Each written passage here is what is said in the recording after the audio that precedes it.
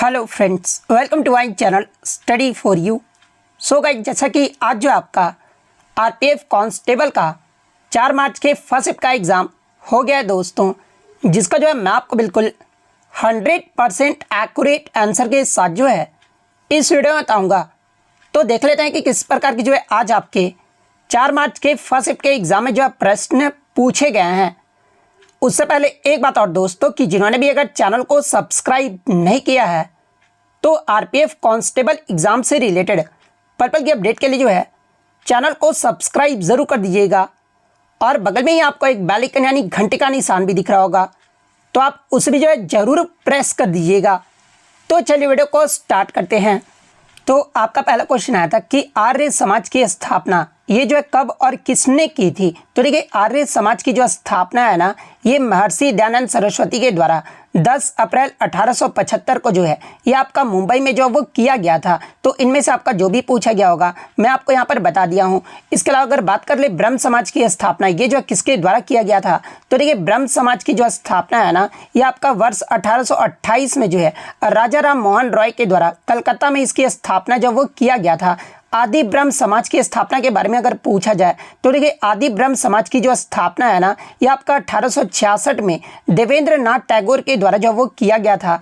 Ramakrishna mission की जो स्थापना है ना, ये 1897 में स्वामी विवेकानंद के द्वारा किया गया था। इसके अलावा अगर अन्य बात कर ले प्रमुख संस्थाएं एवं संस्थापक के बारे में, जहाँ से लगातार एग्जाम में प्रश्न पूछे जा रहे हैं, जैसे कि तत्वबोधिनी सभा की स्थापना, ये जो किसके द्वारा किया गया था, तो ये आपका वर्ष 1839 में जो है देवेंद्र नाथ टैगोर के द्वारा जो वो किया गया था।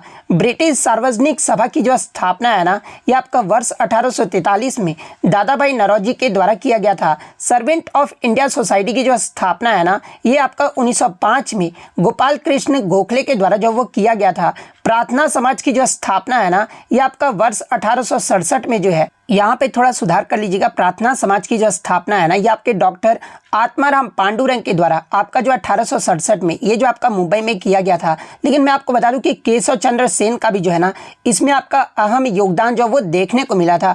इसके अलावा आर्य समाज तो मैंने आपको बता दिया है। थियोसॉफिकल सोसाइटी की जो स्थापना है ना, ये आपके मैडम ब्लावत्स्की व कर्नल ऑलकॉट के द्वारा 1875 में न्यूयॉर्क में जो वो किया गया था। और 1886 में जो है भारत में अडियार में जो है इसकी शुरुआत जो वो किया गया था। और 1893 में जो है श्रीमती एनी बेसेंट के द्वारा जो है इसका विकास जो वो किया गया था। इसके अलावा अगर मोहम्मदन एंग्लो ओरिएंटल कॉलेज की स्थापना के बारे में पूछा जाए तो ये आपका सर सैयद अहमद खान के द्वारा वर्ष 1875 में किया गया था। इंडियन एसोसिएशन की जो स्थापना है ना, ये आपका वर्ष 1876 में जो है सुरेंद्र नाथ बनर्जी के द्वारा जो वो किया गया था। भारतीय राष्ट्रीय कांग्रेस की स्थापना की बात कर ले तो ये जो आपका 28 दिसंबर 1885 को जो है A.O. ह्यूम के द्वारा जो है इसकी स्थापना जो वो किया गया था। उसके अलावा आप ये भी सभी संस्थाएं जो वो देख सकते हैं जिनकी स्थापना, ऐसे मैं पीडीएफ जो आपको दे दूंगा तो आप वहां से भी जो वो पढ़ सकते हैं। ठीक है, नेक्स्ट क्वेश्चन की अगर मैं बात कर लूँ तो देखिए, नेक्स्ट क्वेश्चन आपका यहाँ पर आया था कि 30 अक्टूबर 1706 को जो है श्री गुरु ग्रंथ साहिब को गुरु के रूप में जो है ये किसने स्थापित जो वो किया था। तो देखिए, मैं आपको बता दूं कि 1706 में आपके गुरु ग्रंथ साहिब को गुरु के रूप में जो है ना, ये गुरु गोविंद सिंह के द्वारा जो है ये आपका स्थापित किया गया था। और ये जो आपके गुरु गोविंद सिंह थे ना, ये आपके सिखों के ये जो आपके 10वें गुरु थे। तो ये पॉइंट भी आप ध्यान में रखिएगा। तो गुरु गोविंद सिंह आपका यहाँ पे करेक्ट आंसर होगा। इसके अलावा मैं आपको बता दूं कि गुरु ग्रंथ साहिब को ही जो है ये आपका आदि ग्रंथ भी जो वो कहा जाता है। और ये जो आपका किस लिपि में लिखा गया था, तो ये जो आपका गुरुमुखी लिपि में जो वो आपका लिखा गया था। और गुरुमुखी लिपि का जो आविष्कार है ना, ये गुरु अंगद के द्वारा जो वो किया गया था। तो ये पॉइंट भी आपको ध्यान में रखना है। नेक्स्ट आपका यहाँ पर आता है कि राज्य लोगों के कल्याण को बढ़ावा देने के लिए एक सामाजिक व्यवस्था सुनिश्चित करेगा। भारतीय संविधान के किस अनुच्छेद में इसका वर्णन जो वो किया गया है। तो देखिए, मैं आपको बता दूं कि राज्य लोगों के कल्याण को बढ़ावा देने के लिए सामाजिक व्यवस्था का सुनिश्चित करेगा। और ये जो आपका भारतीय संविधान के अनुच्छेद 38 में जो ये आपका वर्णित है, तो अनुच्छेद 38 आपका यहाँ पे करेक्ट आंसर होगा। और देखिए, मैं आपको पहले भी बताते आ रहा हूँ कि जो आपका डीपीएसपी का जितने भी आपके आर्टिकल है ना 36 से 51 तक, आप उसे जरूर पढ़ लीजिए, क्योंकि आपके हर शिफ्ट में एक प्रश्न जो आपका डीपीएसपी के आर्टिकल से जो है आपके जो वो बन रहे हैं, तो आप इसे जो वो जरूर देख कर जाइएगा। नेक्स्ट क्वेश्चन आपका यहाँ पर आया था कि मौर्य वंश का तीसरा शासक जो है ये कौन रहा था? तो देखिए मौर्य वंश के जो तीसरे शासक थे ना, ये आपके सम्राट अशोक रहे थे। और सम्राट अशोक ने 268 ईसा पूर्व से जो है 232 ईसा पूर्व तक जो है इन्होंने जो वो शासन किया था। इसके अलावा मैं आपको बता दूं कि अशोक जो थे सम्राट अशोक जो थे ना, ये आपके बिंदुसार के जो ये पुत्र थे। तो ये पॉइंट भी आप ध्यान में रखिएगा। इसके अलावा बात कर ले मौर्य वंश की स्थापना, ये जो किसके द्वारा किया गया था? तो देखिए मौर्य वंश की जो स्थापना है ना, ये चंद्रगुप्त मौर्य के द्वारा 322 ईसा पूर्व में जो वो किया गया था। और चंद्रगुप्त मौर्य के बेटे का नाम क्या था? तो ये आपके बिंदुसार था। यानी चंद्रगुप्त मौर्य के बाद आपका जो है मौर्य वंश के दूसरे शासक कौन बने थे? तो ये आपके बिंदुसार बने थे। तो ये पॉइंट भी आप ध्यान में रखिएगा। इसके अलावा एग्जाम में यहाँ से एक प्रश्न पूछा जाता है कि मौर्य वंश के अंतिम शासक जो ये कौन थे? तो देखिए मौर्य वंश के जो अंतिम शासक थे ना, ये आपके बृहद्रथ थे। और बृहद्रथ की जो हत्या है ना, इनके ही सेनापति ये जो आपके पुष्यमित्र शुंग के द्वारा जो वो किया गया था। और इन्हीं की हत्या करने के बाद पुष्यमित्र शुंग ने जो है आपके 185 ईसा पूर्व में शुंग वंश की स्थापना भी जो वो किए थे। तो ये सारे फैक्ट जो आपको ध्यान में रखना है। नेक्स्ट आपका क्वेश्चन यहाँ पर आया था कि भारतीय संविधान के किस अनुच्छेद में आपका ये कहा गया है कि संसद नए राज्यों की स्थापना कर सकती है या फिर नए राज्यों को कानून के आधार पर भारत में स्थापित जो वो कर सकता है? तो देखिए मैं आपको बता दूं कि भारतीय संविधान के अनुच्छेद 2 में आपका ये कहा गया है कि संसद नए राज्यों की स्थापना जो वो कर सकती है। तो अनुच्छेद 2 आपका करेक्ट आंसर होगा। अनुच्छेद 1 की बात कर ले तो देखिए भारतीय संविधान का अनुच्छेद 1 में जो है भारत को राज्यों के संघ के रूप में जो है ये आपका वर्णन जो वो किया गया है। अनुच्छेद 3 की बात कर ले तो देखिए भारतीय संविधान के अनुच्छेद 3 में जो है ये आपके नए राज्यों के गठन और मौजूदा राज्यों के नाम, सीमाओं या फिर क्षेत्रों में बदलाव से जुड़ी बातें जो है ये आपका अनुच्छेद 3 में जो ये आपका बताया गया है। तो ये सारे पॉइंट जो आपको ध्यान में रखना है। और अभी तक मैंने ये देखा कि अभी तक कोई भी ऐसा शिफ्ट नहीं है जिसमें आपका आर्टिकल से 2 से 3 क्वेश्चन जो आपका नहीं पूछा गया होगा। हर शिफ्ट में आपका 2 से 3 प्रश्न जो है आर्टिकल से आपके लगातार जो वो पूछे जा रहे हैं। हालांकि मैं आपको बता दूं कि इस शिफ्ट में आपका अमेंडमेंट से जो है आपका कोई भी प्रश्न जो वो देखने को नहीं मिला था। नेक्स्ट आपका यहाँ पर आता है कि यूनेस्को विश्व धरोहर समिति का 46वां जो सत्र है ना, ये आपका 21 से 31 जुलाई 2024 के बीच ये जो आपका कहाँ आयोजित किया गया था? तो देखिए यूनेस्को विश्व धरोहर समिति का जो 46वां सत्र है ना, ये आपका नई दिल्ली में आयोजित किया गया था। और ये प्रश्न आप बताओ कि आपका रिपीटेड है या फिर नहीं। मैंने आपको करंट अफेयर्स का जो वीडियो प्रोवाइड किया था, ये प्रश्न आपको मैंने करवाया था। और ये आपका RPF SI में भी जो है ये प्रश्न जो आपसे पूछा गया था। तो देखिए यूनेस्को विश्व धरोहर समिति का 46वां जो सत्र है ना, ये आपका भारत के नई दिल्ली में इसका आयोजन जो वो किया गया था।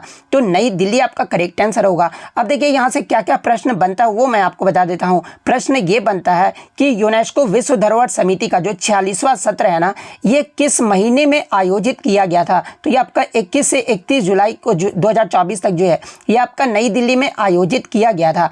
तो ये पॉइंट भी आप ध्यान में रखिएगा। इसके अलावा अगर यूनेस्को की बात कर ले तो देखिए यूनेस्को की जो स्थापना है ना, ये आपका 16 नवंबर 1945 को किया गया था। और इसका जो मुख्यालय है ना, ये आपका फ्रांस की राजधानी पेरिस में स्थित है। और भारत इसका जो है सदस्य देश कब बना था? तो देखिए भारत जो इसका सदस्य देश है ना, ये आपका वर्ष 1946 में बना था।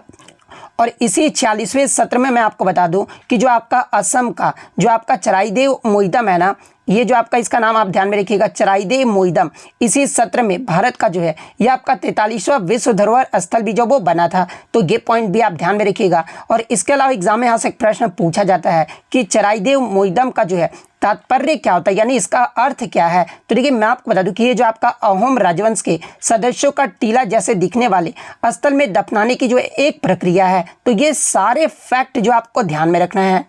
नेक्स्ट आपका यहाँ पर आया था कि क्वेश्चन इस प्रकार से पूछा गया था, मैं आपको बता देता हूँ एग्जैक्ट क्वेश्चन, कि न्यायमूर्ति संजीव खन्ना जो है ना, ये सर्वोच्च न्यायालय के कितने नंबर के जो है मुख्य न्यायाधीश बनाए गए हैं? तो देखिए न्यायमूर्ति संजीव खन्ना जो है ये आपके सर्वोच्च न्यायालय के 51वें मुख्य न्यायाधीश जो वो बनाए गए हैं। तो ऑप्शन में आपका 51वां जो है वो दिया गया था। तो 51वां आपका यहाँ पे करेक्ट आंसर होगा। और आप कमेंट करके जवाब दीजिएगा कि 50वें जो मुख्य न्यायाधीश थे ना, ये कौन थे? ये जो आप कमेंट करके जरूर जवाब दीजिएगा। नेक्स्ट आपका क्वेश्चन आया था कि हिंदुस्तान सोशलिस्ट रिपब्लिक एसोसिएशन की जो स्थापना है ये आपका वर्ष 1928 में भगत सिंह के साथ जो है ये किसने किया था, और क्वेश्चन में आपका भगत सिंह जो है वो दिया गया था। तो देखिए मैं आपको बता दूं कि हिंदुस्तान सोशलिस्ट रिपब्लिक एसोसिएशन की जो स्थापना है ये आपका 1928 में जो है ये आपका नई दिल्ली के फिरोज शाह कोटला मैदान में जो वो आपका किया गया था, और इसके संस्थापक जो रहे थे ना ये आपके चंद्रशेखर आज़ाद, भगत सिंह, अशफाकुल्ला खान, सुखदेव थापर और जोगेश चंद्र चटर्जी रहे थे। तो यहाँ पर भगत सिंह के साथ पूछा गया था और ऑप्शन में आपका चंद्रशेखर आज़ाद जो वो दिया गया था, तो चंद्रशेखर आज़ाद आपका यहाँ पे करेक्ट आंसर होगा। इसके अलावा मैं आपको बता दूं कि HSRA का जो पहले नाम था ना ये आपका HRA था, यानी हिंदुस्तान रिपब्लिक एसोसिएशन था, और हिंदुस्तान रिपब्लिकन एसोसिएशन की जो स्थापना है ना ये आपका अक्टूबर 1924 में जो है ये आपका कानपुर में किया गया था। और ये जो आपका किसके द्वारा किया गया था, तो ये आपका राम प्रसाद बिस्मिल, जोगेश चंद्र चटर्जी और सचिन सान्याल के द्वारा जो है इसकी स्थापना जो वो किया गया था। और चंद्रशेखर आज़ाद के ही द्वारा जो है HRA का जो नाम बदलकर जो है ना ये आपका HSRA यानी हिंदुस्तान सोशलिस्ट रिपब्लिक एसोसिएशन जो है ये आपका 1928 में जो वो कर दिया गया था। तो ये सारे फैक्ट जो आपको ध्यान में रखना है। नेक्स्ट आपका यहाँ पर आया था कि the legislative assembly of A union territory is mentioned in which articles, यानी केंद्र शासित प्रदेशों के लिए विधानमंडल बनाने का जो प्रावधान है ना ये संविधान के किस अनुच्छेद में वर्णित है। तो देखिए केंद्र शासित प्रदेशों के लिए विधानमंडल बनाने का जो प्रावधान है ना ये आपके संविधान के अनुच्छेद 239A में जो है ये आपका वर्णित है। तो अनुच्छेद 239A आपका करेक्ट आंसर होगा। नेक्स्ट आपका क्वेश्चन यहाँ पर आया था कि who appoints the chief minister, यानी भारत के जो आपका किसी भी राज्य के मुख्यमंत्री की जो नियुक्ति है ना ये कौन करते हैं। तो देखिए मैं आपको बता दूं कि अनुच्छेद 164 के अकॉर्डिंग राज्यपाल जो है ना ये मुख्यमंत्री की नियुक्ति जो वो करते हैं, तो गवर्नर यानी राज्यपाल आपका करेक्ट आंसर होगा।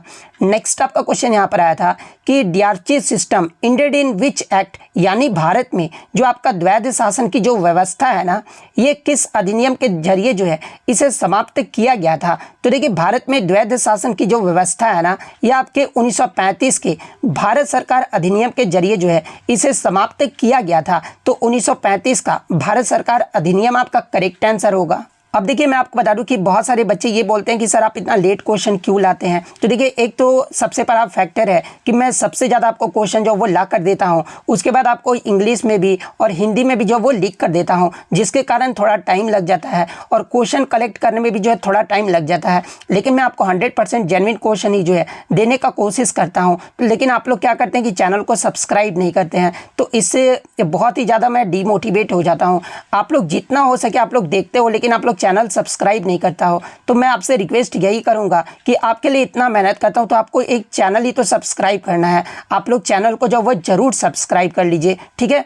क्योंकि मैं अभी 1 मिलियन पर जो वो पहुंचने वाला हूं, तो आप लोग का जब तक सपोर्ट नहीं मिलेगा तो मैं 1 मिलियन तक जो वो नहीं पहुंच पाऊंगा। तो आपके लिए अगर मैं मेहनत करता हूं तो आप लोग चैनल को जो वो जरूर सब्सक्राइब कर लीजिए, ठीक है। नेक्स्ट क्वेश्चन आपका यहाँ पर आया था कि 1990 में मंडल आयोग के सिफारिशों के आधार पर OBC यानी अन्य पिछड़ा वर्ग को भारत सरकार द्वारा सरकारी नौकरी और सार्वजनिक क्षेत्र के इकाइयों में कितना प्रतिशत जो ये आपका आरक्षण जो वो दिया गया था। तो देखिए मैं आपको बता दूं कि 1990 में मंडल आयोग के सिफारिशों के आधार पर OBC को जो है ना ये 27% का रिजर्वेशन जो वो दिया गया था। तो 27% आपका करेक्ट आंसर होगा। और इस समय भारत के जो आपके प्रधानमंत्री जो है ये कौन रहे थे, तो इस समय जो भारत के प्राइम मिनिस्टर है ना ये आपके VP सिंह रहे थे। तो ये फैक्ट भी आपको ध्यान में रखना है। नेक्स्ट आपका क्वेश्चन यहाँ पर आया था कि in India the concept of 5-year plan is primarily attributed to which economist, यानी भारत में पंचवर्षीय योजना की जो अवधारणा का श्रेय है ना मुख्य रूप से किस अर्थशास्त्री को जो ये आपका दिया जाता है। तो देखिए पंचवर्षीय योजना की अवधारणा का जो श्रेय है ना ये आपके मुख्य रूप से KN राजा अर्थशास्त्री को जो ये आपका दिया जाता है। तो KN राज आपका यहाँ पे करेक्ट आंसर होगा। और इन्हीं के द्वारा पहली पंचवर्षीय योजना का मसौदा भी जो है तैयार करने में महत्वपूर्ण भूमिका जो वो निभाई गई थी। और पहली पंचवर्षीय योजना का जो है किस मॉडल पर आधारित रहा था, तो ये आपका हेराल्ड डोमर मॉडल पर आधारित था। दूसरी पंचवर्षीय योजना की बात कर ले तो ये जो आपका PC महालनोबिस मॉडल पर आधारित था। तो ये फैक्ट भी आपको ध्यान में रखना है। नेक्स्ट आपका यहाँ पर आया था कि कवरती द्वीप भारत के किस केंद्र शासित प्रदेश का हिस्सा है। तो देखिए कवरती द्वीप की बात कर ले तो ये जो आपका यूटी यानी लक्षद्वीप का जो वो हिस्सा है, तो लक्षद्वीप आपका करेक्ट आंसर होगा। इसके अलावा मैं आपको बता दूं कि लक्षद्वीप की भी जो राजधानी है ना, ये आपका कवरती है, तो ये फैक्ट भी आपको ध्यान में रखना है। नेक्स्ट आपका क्वेश्चन यहाँ पर आया था कि ज्योतिबा फूले और सावित्रीबाई फूले ने मिलकर साल 1848 में जो है किस जगह पर महिलाओं के लिए देश का पहला स्कूल जो वो खोला था। अब आप बताइए प्रश्न आपका रिपीट है या फिर नहीं। पहले भी आपका ये प्रश्न जो वो पूछा गया था, तो जो भी कमेंट करते कि सर प्रश्न रिपीट हो रहा है वो फिर नहीं, तो आप क्लियरली जो वो देख सकते हैं। तो देखिए ज्योतिबा फूले और सावित्रीबाई फूले ने मिलकर वर्ष 1848 में जो है ये आपके पुणे के भिड़वाड़ी इलाके में जो है ये आपके महिलाओं के लिए देश का पहला स्कूल जो वो खोले थे। तो पुणे ऑप्शन में दिया गया था, तो पुणे आपका यहाँ पे करेक्ट आंसर होगा। नेक्स्ट आपका यहाँ पर आता है कि who believed that spiritual nationalism was a part two Indian true potential, यानी किनका ये मानना था कि आध्यात्मिक राष्ट्रवाद भारत की वास्तविक क्षमता का जो एक मार्ग है। तो देखिए मैं आपको बता दूं कि श्री अरविंदो घोष का ये मानना था कि आध्यात्मिक राष्ट्रवाद जो है भारत की वास्तविक क्षमता का जो एक मार्ग है, तो अरविंदो घोष आपका करेक्ट आंसर होगा।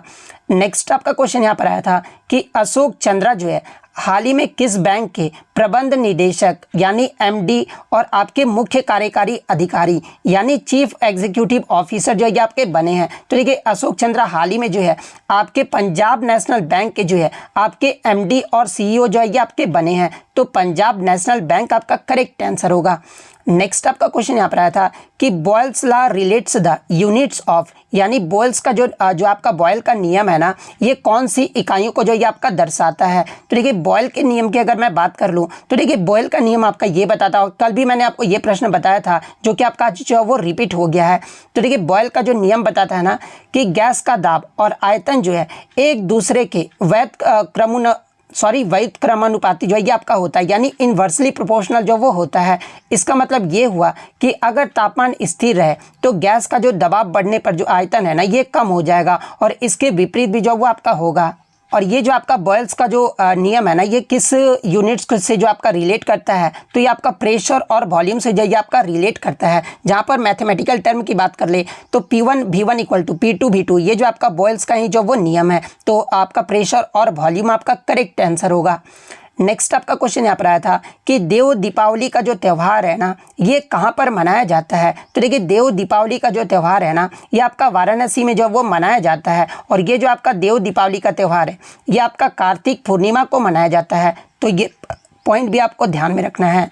एक क्वेश्चन जो आपका मैच द फॉलोइंग से आया था, जहाँ पे परमाणु संयंत्र का जो है वो आपको मिलान करना था, जहाँ पे पहला ऑप्शन दिया गया था कैगा परमाणु ऊर्जा संयंत्र के बारे में। तो देखिए कैगा परमाणु ऊर्जा संयंत्र की बात कर ले तो ये जो आपका भारत के कर्नाटक राज्य के जो है उत्तर कन्नड़ जिले में स्थित है, और ये जो आपका काली नदी के किनारे आपका कदरा जलाशय पर जो ये आपका बना हुआ है। तो कैगा परमाणु ऊर्जा संयंत्र में कर्नाटक जो आपका सही मैचिंग होगा। सेकंड आपका कल्पक्कम के बारे में दिया गया था। तो देखिए ये जो आपका कल्पक्कम परमाणु ऊर्जा संयंत्र है ना ये आपके तमिलनाडु राज्य के कांचीपुरम जिले में स्थित है, तो कल्पक्कम वाला तमिलनाडु आपका जो वो सही मैचिंग होगा। थर्ड आपका रावत भाटा जो वो दिया गया था। तो देखिए ये जो आपका रावत भाटा परमाणु ऊर्जा संयंत्र है ना ये राजस्थान के चित्तौड़गढ़ जिले में स्थित है, तो रावत भाटा वाला आपका राजस्थान जो वो सही मैचिंग होगा। तो इस प्रकार से जिन्होंने भी मैच किया होगा उनका यहाँ पे करेक्ट आंसर होगा। नेक्स्ट आपका क्वेश्चन यहाँ पर आया था कि खारदुंगला दर्रा जो है ना ये आपका किस केंद्र शासित प्रदेश में स्थित है। तो देखिए खारदुंगला दर्रे की बात कर ले तो ये जो आपका लद्दाख में स्थित है, तो लद्दाख आपका करेक्ट आंसर होगा।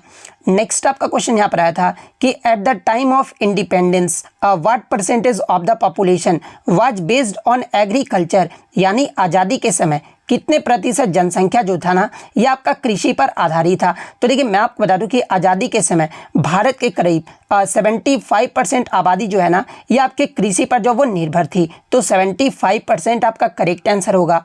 नेक्स्ट आपका क्वेश्चन यहाँ पर आया था कि निम्नलिखित में से कौन सा संगठन जो है ना ये आपका ग्लोबल इनोवेशन इंडेक्स जो वो जारी करता है। तो देखिए मैं आपको बता दूं कि ग्लोबल इनोवेशन इंडेक्स जो है ना, ये आपका इनसीड, कार्नेवल यूनिवर्सिटी और विपो के द्वारा जो ये आपका जारी किया जाता है। और हाल ही में जो आपका वैश्विक नवाचार सूचकांक 2024 जो वो आपका जारी किया गया है, जिसमें आपका कौन सा संस्करण रहा था 2024 का, तो ये आपका 17वां संस्करण रहा था। और भारत इस सूचकांक में जो है ना, ये आपका 39वें पायदान पे रहा था। और 2023 की अगर बात करें तो वैश्विक नवाचार सूचकांक 2023 में भारत जो है आपका 133 देशों में से आपके 40वें स्थान पे जो वो रहा था। और इसमें आपका इस सूचकांक में पहले स्थान पे जो है ना, ये आपका स्विट्जरलैंड देश रहा है। और सबसे निचले स्थान पर जो है आपका अंगोला देश रहा है। तो ये वाला ऑप्शन आपका दिया गया होगा, तो ये वाला ऑप्शन आपका यहाँ पे करेक्ट आंसर होगा। नेक्स्ट आपका क्वेश्चन यहाँ पर आया था कि बांगर जो ये किसे कहते हैं, या फिर बांगर की विशेषता जो वो पूछी गई थी। तो देखिए बांगर भूमि के उस भाग को कहा जाता है जहाँ बाढ़ का पानी नहीं पहुँच पाता है, और इसमें चूना कंकड़ जो वो पाए जाते हैं। और ये जो आपके पुरानी जलोढ़ होने के कारण नवीन जलोढ़ की तुलना में कम उर्वर भी जो ये आपको देखने को मिलता है। बांगर मिट्टी के प्राय और समतल तथा अधिक कंकड़ वाले क्षेत्र को जो ये आपका फूड जो है वो कहा जाता है। तो इनमें से आपका जो भी दिया गया होगा मैंने आपको जो वो यहाँ पर बता दिया है। नेक्स्ट आपका यहाँ पर आया था कि निम्नलिखित में से कौन सी फसल जो है ना, ये सबसे सबसे कम पानी की जो है ये आपका खपत जो वो करती है, यानी किस फसल को जो है आपका सबसे कम पानी की जो वो ज़रूरत पड़ती है। तो ऑप्शन में आपका बाजरा जो वो दिया गया था। तो देखिए बाजरा को जो ये आपका कम पानी में होने की वाली जो है एक फसल जो वो माना जाता है, तो बाजरा आपका यहाँ पे करेक्ट आंसर होगा। इसके अलावा कम पानी में होने वाली कुछ और अगर अन्य फसलों की अगर मैं बात कर लूँ तो ये जो आपका ज्वार है, इसके अलावा रागी भी है, उड़द भी है और मूंग और अरहर भी है। तो ये पॉइंट भी आपको ध्यान में रखना है। नेक्स्ट आपका क्वेश्चन यहाँ पर आया था कि थार मरुस्थल की भूमि जो है ना, ये कैसी होती है। तो देखिए थार मरुस्थल की जो ज़्यादातर भूमि होती है ना, ये ज़मीनी रेत के टीलों से जो ये आपका ढका हुआ होता है। और ये जो मरुस्थल है ना, ये आपके शुष्क और बर्बादी वाली ज़मीन का उदाहरण है। और यहाँ की जो मिट्टी में क्षारीयता की जो समस्या वो देखने को मिलती है। और ये जो आपका रेगिस्तानी मिट्टी भी जो वो इसे जो वो कहा जाता है। तो ये वाला ऑप्शन आपका करेक्ट आंसर होगा। नेक्स्ट आपका क्वेश्चन यहाँ पर आया था कि which is the semi permeable structure in a cell, यानी कोशिका में जो है किसका जो स्ट्रक्चर होता है ना, ये सेमी परमिएबल होता है। तो देखिए कोशिका में आपका जो स्ट्रक्चर जो सेमी परमिएबल होता है ना, ये आपका सेल मेम्ब्रेन का होता है, यानी कोशिका झिल्ली का होता है। और कोशिका झिल्ली को ही जो है ये आपका प्लाज्मा झिल्ली जो वो कहा जाता है। तो कोशिका झिल्ली आपका करेक्ट आंसर होगा। और कोशिका झिल्ली एक आपका जीवित, पतली, नाजुक, लाचेदार, इसके अलावा चुनिंदा पारगम्य झिल्ली है जो प्रोटीन और लिपिड से जो ये आपका बना हुआ होता है, जो पौधे और पशु कोशिका दोनों में ही जो ये आपका मौजूद जो वो देखने को मिलता है। नेक्स्ट आपका क्वेश्चन यहाँ पर आया था कि भारत के नियंत्रक एवं महालेखा परीक्षक यानी सीएजी का कार्य जो वो पूछा गया था। तो देखिए सीएजी का जो मुख्य कार्य होता है ना, ये भारत सरकार और सभी राज्यों के खातों को जो वो ऑडिट करना होता है। और सीएजी जो होता है ना, यानी आपके जो भारत के नियंत्रक और महालेखा परीक्षक होते हैं, ये देश के सर्वोच्च जो आपके लेखा परीक्षा संस्था भी है। तो ये पॉइंट भी आप ध्यान में रखिएगा। इसके अलावा मैं आपको बता दूं कि भारतीय संविधान के अनुच्छेद 148, 149, 150 और 151 ये जो आपका है ना सीएजी के पद के कार्यों और शक्तियों का वर्णन जो इसमें किया गया है। तो ये फैक्ट भी आपको ध्यान में रखना है। नेक्स्ट आपका क्वेश्चन यहाँ पर आया था कि अरुंधति रॉय के द्वारा कौन सी पुस्तक 2024 में लॉन्च होने वाली है। तो देखिए अरुंधति रॉय के द्वारा ये जो आपका Mother Mary comes to me जो पुस्तक है ना, ये आपका सितंबर 2025 में जो है ये आपका लॉन्च जो वो किया जाएगा। और ये जो किताब है ना, ये आपके पेंगुइन रैंडम हाउस से जो है ये आपका प्रकाशित होगा। तो Mother Mary comes to me आपका करेक्ट आंसर होगा।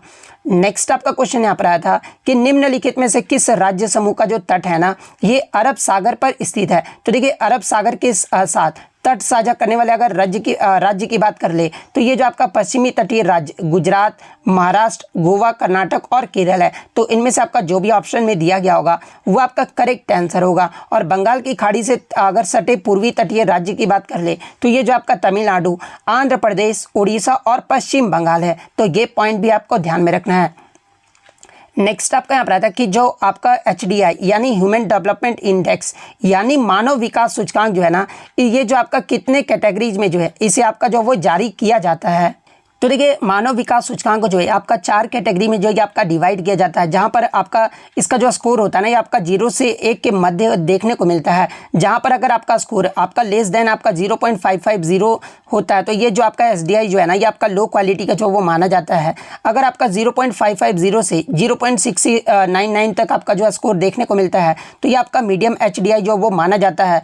अगर इनके मध्य अगर आपका HDI स्कोर आता है तो ये आपका हाई जो वो माना जाता है, और इनके अगर ऊपर आपका जो इतने तक अगर आपका माना जाता है इसके ऊपर तो आपका जो HDI है ना ये आपका वेरी हाई जो है वो माना जाता है। तो ये पॉइंट भी आपको ध्यान में रखना है। नेक्स्ट क्वेश्चन आपका यहाँ पर आया था, Who among the following has described the uprising of 1857 as the first war of independence? यानी फर्स्ट वार ऑफ इंडिपेंडेंस जो आपका 1857 जो पुस्तक है ना ये किसके द्वारा ये लिखा गया है? तो ये भी प्रश्न आपका रिपीटेड है, कल भी आपका शायद पूछा गया था। तो ये आपका वी डी सावरकर के द्वारा जो वो लिखा गया था, तो वी डी सावरकर आपका करेक्ट आंसर होगा।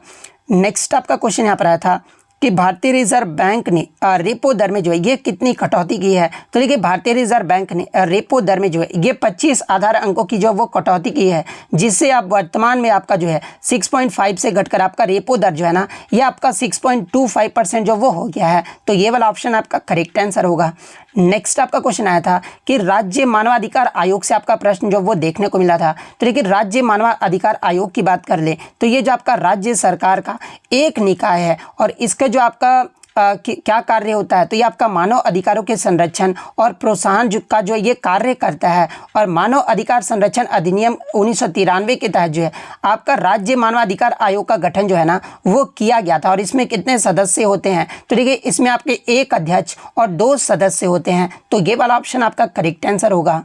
एक क्वेश्चन आपका साइंस से देखने को मिला था कि सब एटॉमिक पार्टिकल्स का जो है प्रॉपर्टी जो वो पूछा गया था, जहाँ पे ऑप्शन में आपका पार्टिकल्स नेचर दिया गया था, दूसरा ऑप्शन जो आपका वेव नेचर जो वो दिया गया था, तीसरा ऑप्शन आपका दिया गया था कि बोथ नेचर यानी पार्टिकल्स नेचर भी होता है और वेव नेचर भी होता है, और चौथा ऑप्शन जो है ना कि आपका नन ऑफ दीज जो है वो दिया गया था, यानी उपपरमाणविक उपपरमाणविक कणों में कण की जो प्रकृति है ना ये कैसी होती है। तो देखिए मैं आपको बता दूं कि सब एटॉमिक पार्टिकल्स का जो प्रॉपर्टीज होता है ना ये आपका पार्टिकल्स नेचर का भी होता है और वेव नेचर का, यानी दोनों नेचर का होता है। तो बोथ नेचर आपका यहाँ पे करेक्ट आंसर होगा, यानी ऑप्शन सी में आपका बोथ नेचर दिया गया था, तो ऑप्शन सी आपका करेक्ट आंसर होगा। एक क्वेश्चन आपका यहाँ पर देखने को मिला था कि चिन्हट के युद्ध में ब्रिटिश सेना का जो नेतृत्व है ना ये किसने किया था? तो देखिए चिन्हट के युद्ध में ब्रिटिश सेना का जो नेतृत्व है ना ये ब्रिगेडियर जनरल हेनरी लॉरेंस के द्वारा जो वो किया गया था। तो हेनरी लॉरेंस आपका करेक्ट आंसर होगा। और ये जो आपका चिन्हट का जो युद्ध है ना ये आपका 30 जून 1857 को लखनऊ के इस्लामगंज में जो ये आपका लड़ा गया था। और इस युद्ध में आपके ब्रिटिश सेना के साथ आपके वफादार सिपाहियों की जो है एक टुकड़ी भी जो वो देखने को मिला था। यानी अगर ये युद्ध की बात कर ले तो देखिए चिन्हट का जो युद्ध है ना ये आपका किसके मध्य लड़ा गया था? तो ये आपके ब्रिटिश सेना और भारतीय विद्रोहियों के मध्य जो ये आपका लड़ा गया था, जिसमें ब्रिटिश सेना का मैंने आपको बता दिया कि नेतृत्व जो है आपका ब्रिगेडियर जनरल हेनरी लॉरेंस के द्वारा जो वो किया गया था। और विद्रोहियों का जो नेतृत्व है ना ये आपके ईस्ट इंडिया कंपनी के सेना के विद्रोही अधिकारी बरकत अहमद खान के द्वारा जो वो किया गया था। तो ये पॉइंट भी आप ध्यान में रखिएगा। और मैं आपको बता दूं कि चिन्हट के युद्ध में जो है आपके जो भारतीय विद्रोहियों थे ना ये ब्रिटिश सेना को जो वो हरा दिए थे। तो ये सारे फैक्ट जो आपको ध्यान में रखना है। एक क्वेश्चन फिर आपका 1857 की रिवोल्ट से आया था, यानी क्रांति से आया था, जहाँ पे स्टेटमेंट बेस्ड जो आपका प्रश्न पूछा गया था। 1857 revolt, Canning was the governor of India.